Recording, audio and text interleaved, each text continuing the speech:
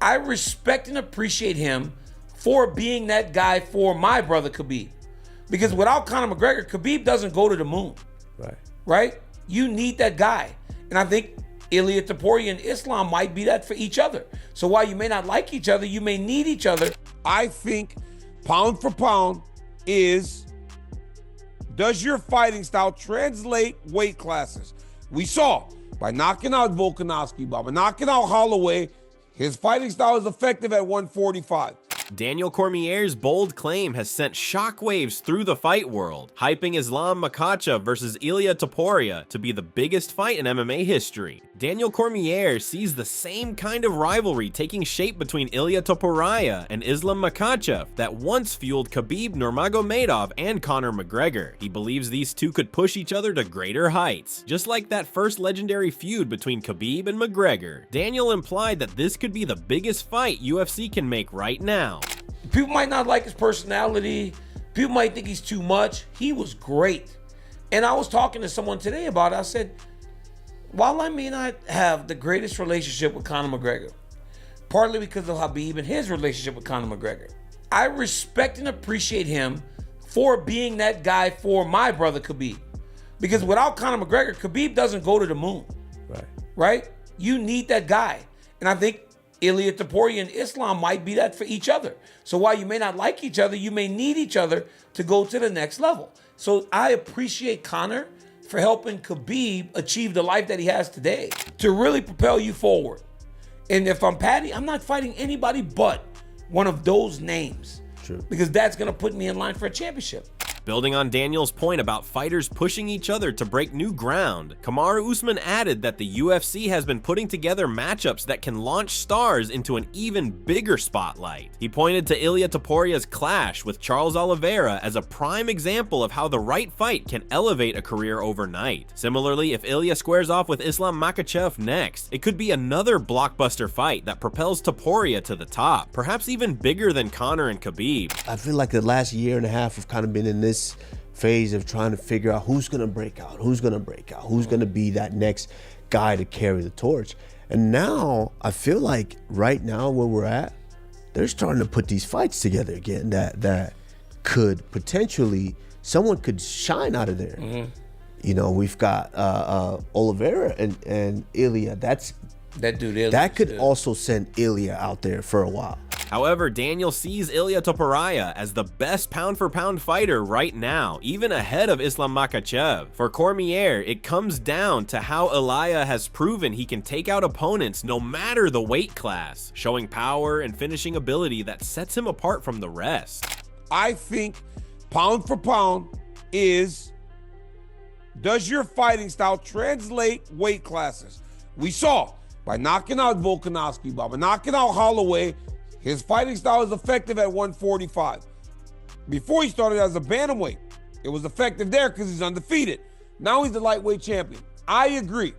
I think that at this point, he is number one pound for pound because he has shown that his fighting style, regardless of the weight class, is effective. But not only effective, Dino, he is knocking dudes out. So the power has followed him up to lightweight as it was at 145. In addition, Din Thomas pointed out that even before facing Charles Oliveira, Topuria was already sitting above Islam Makhachev in the pound-for-pound rankings. Looking at Ilia's strength of schedule and the names he has taken out, Thomas believes Ilia was firmly among the elite long before this latest victory. That win over Oliveira only cemented his claim as the #1 pound-for-pound in the world.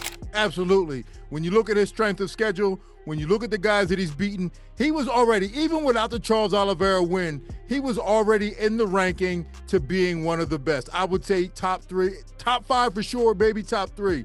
But the win over Charles Oliveira, first round knockout, solidifies Ilia Topuria as the #1 pound-for-pound fighter in the world, no doubt about it. Moreover, Din Thomas believes Ilia Topuria's technique is so sharp that he could move up to 170 and still handle Islam Makhachev there. Thomas said he always backed Ilia to get the better of Islam, pointing out how Islam had a tough time with Alexander Volkanovski, while Ilia took Volkanovski out clean and without trouble.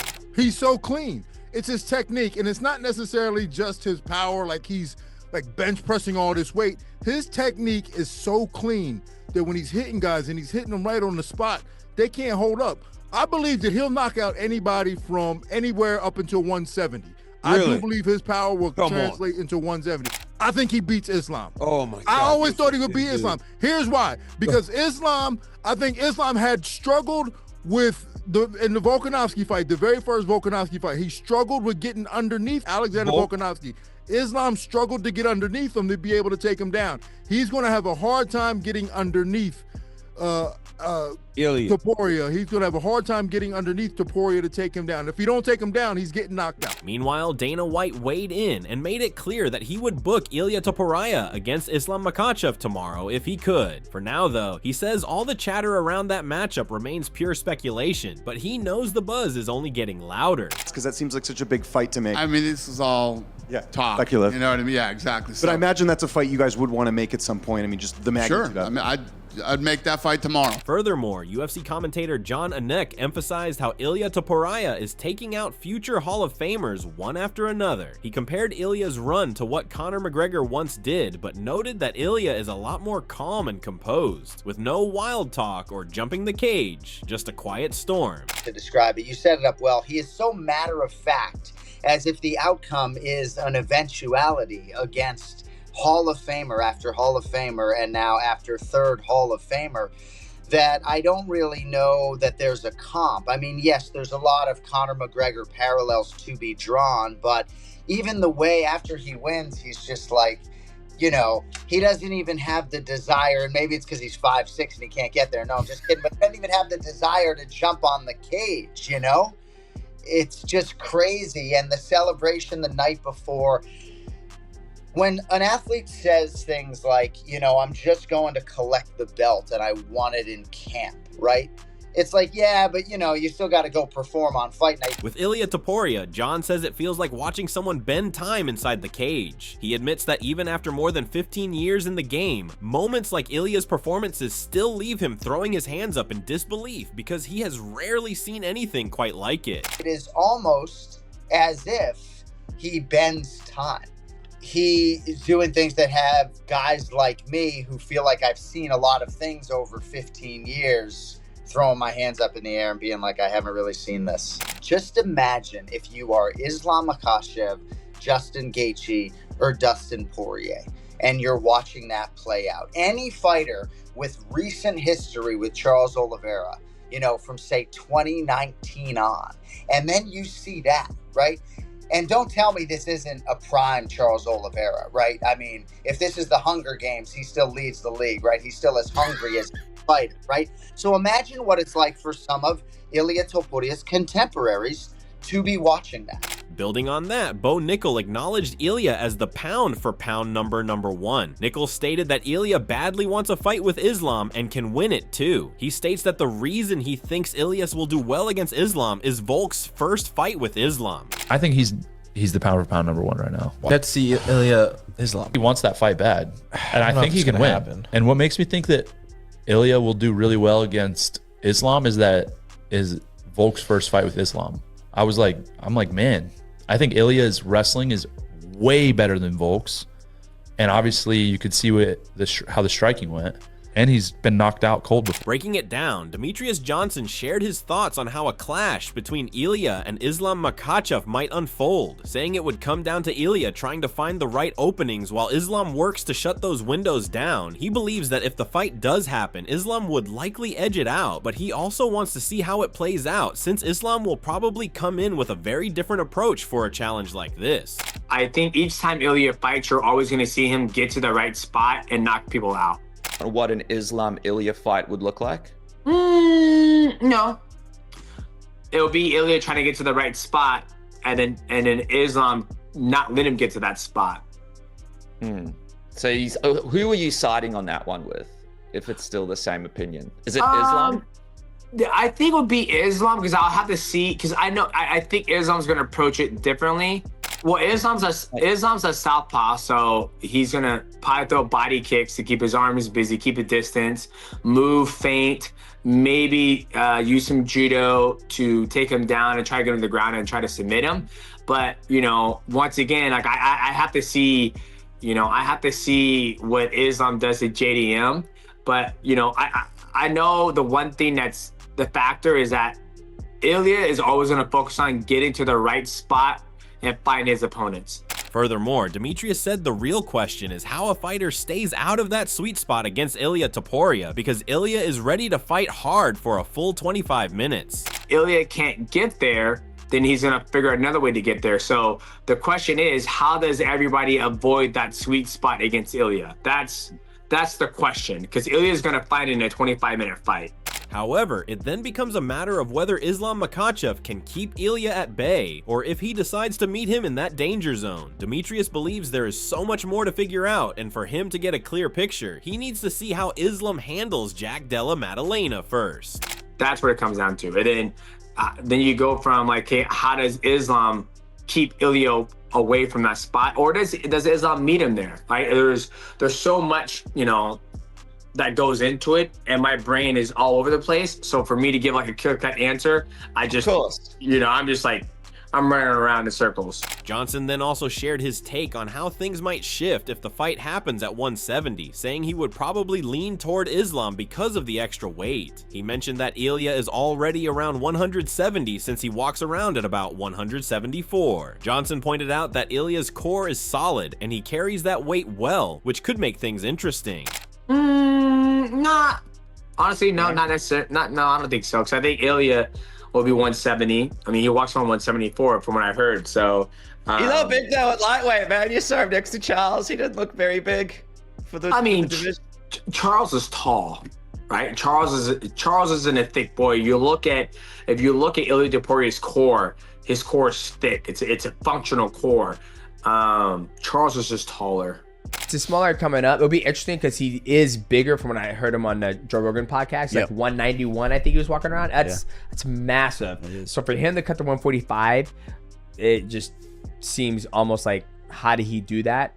But now that he's going up to 155, I always like when athletes go up heavier to their natural weight. Additionally, Bilal Muhammad broke down how a clash between Ilia and Islam might play out, saying Islam's defense and sense of distance would be key. If Islam gets close, he will grapple and avoid the kind of wild exchanges Ilia thrives on. Bilal believes once Islam is within grabbing range, he is locked on, and Ilia's power won't matter much because Islam will keep him pinned in the cage, especially in those early rounds. For me, when I look at that matchup and I break it down, I think Islam is very good with defense and with distance. If he's close, he's grappling. He's not staying in that brawling zone that Topuria loves. If he's within grabbing your range, he's grabbing you. And I don't care if Topuria is able to defend the first or second takedown. Islam's gonna keep you there. He's gonna push you on the cage. If I'm in Islam's corner, that's what I'm doing. I'm keeping him there, especially for the first, second, third round, trying to initiate that takedown. Oliveira got the body lock pretty early. Islam is really good there with the trips, with the body locks, with the single legs there. I think he would have continued grappling there, and it would have been a lot more interesting. It would have definitely got past the first round, and we would have seen how Topuria held up. He didn't really need to show his cardio.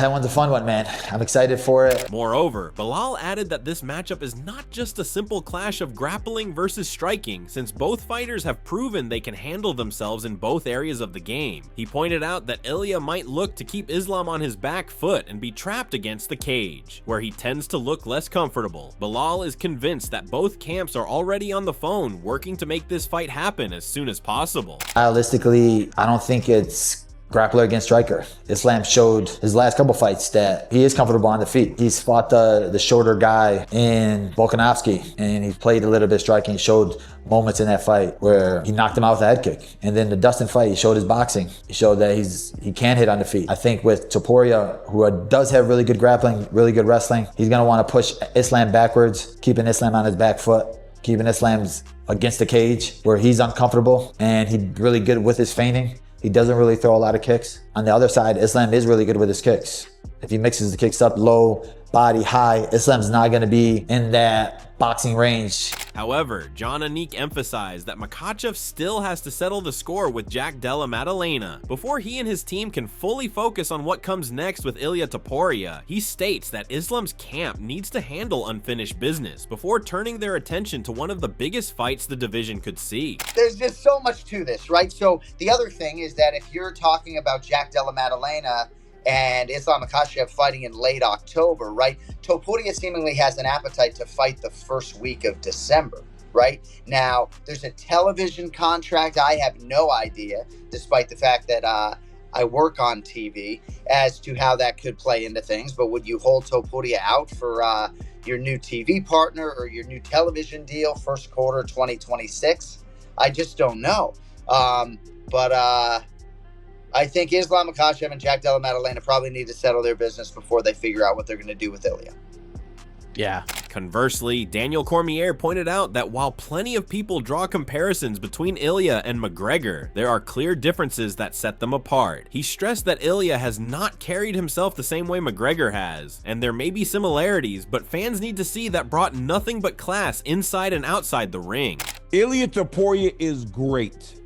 I tell you one thing, it don't matter if you love him or you hate him. I don't understand why so many were booing him over the course of last week, when in reality, all he has done is the right thing.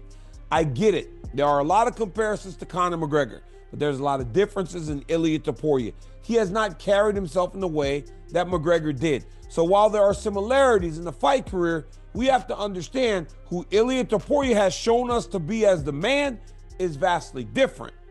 So while the actions are great inside the octagon, to this point, all he has shown us is great actions outside of the octagon. Now, I know.